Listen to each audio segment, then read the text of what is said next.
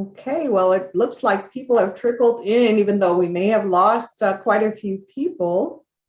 But we are going to still, for those of us who are hanging in here till the end, going to enjoy this very special closing part of the program. And of course, it'll be recorded for others who want to review it later. So welcome back. And just if you have a moment, type in the chat what your favorite segment or one key takeaway was that you got from the conversation today.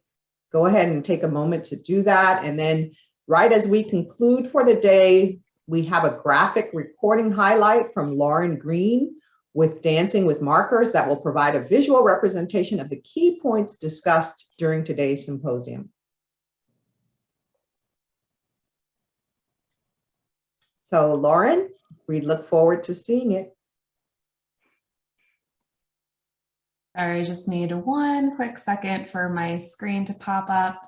If you haven't seen graphic recording before, it is live visual note-taking to produce a summary of the key takeaways. I'm going to try my screen share one more time because despite my best efforts, I just tested it. It doesn't seem to want to cooperate. So just give me one quick second here.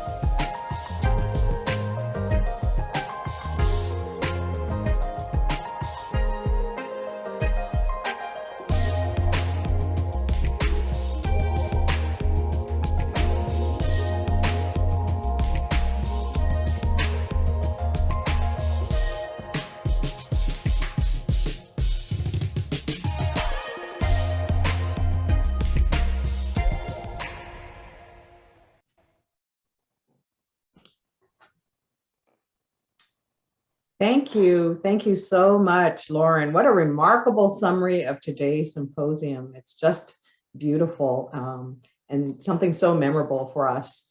So now we've come to the end of our program. We want to thank all of you so much for participating. We hope that you found it beneficial.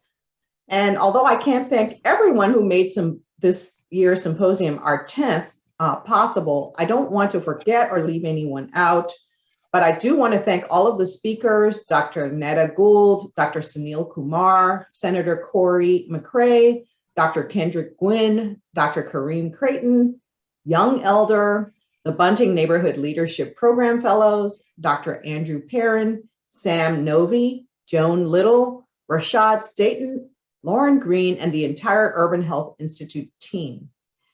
May I ask you to all give a virtual roundhouse of applause. So bravo, thank you everyone. We're looking forward to staying connected with all of you going forward. Please be sure to visit our exhibitors hall tonight and over the next 2 days to connect with local organizations doing this great work in Baltimore. Tomorrow, you'll be receiving an email with a survey link.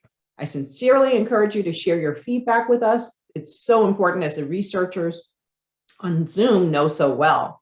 So the link will be available for 1 week, so you have time to engage with exhibitors as well as to include the experience in your feedback.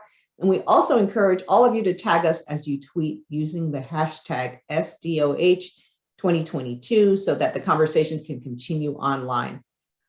But importantly, in closing, I want to make a brief comment on social entrepreneurship theory, which I'm sure many of you have studied and practiced.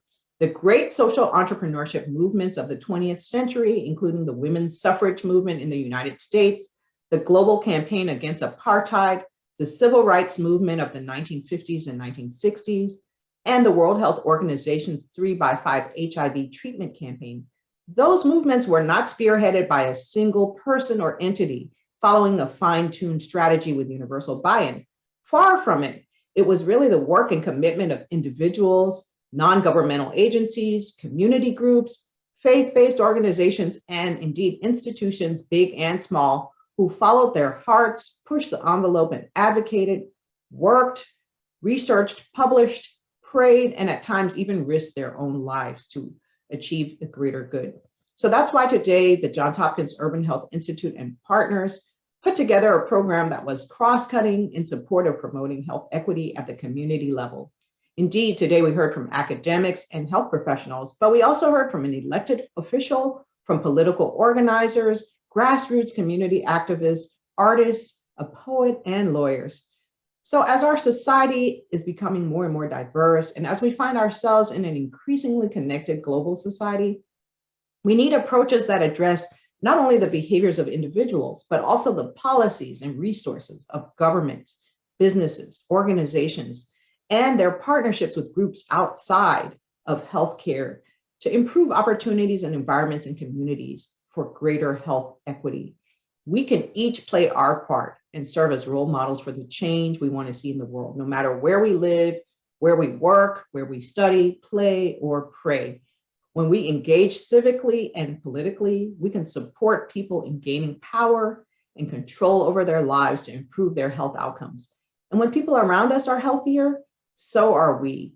So thank you for joining us today. Have a happy rest of your week. And with Mother's Day around the corner, we honor the wonderful and nurturing people who care for us and our loved ones every day. Thank you and have a good evening.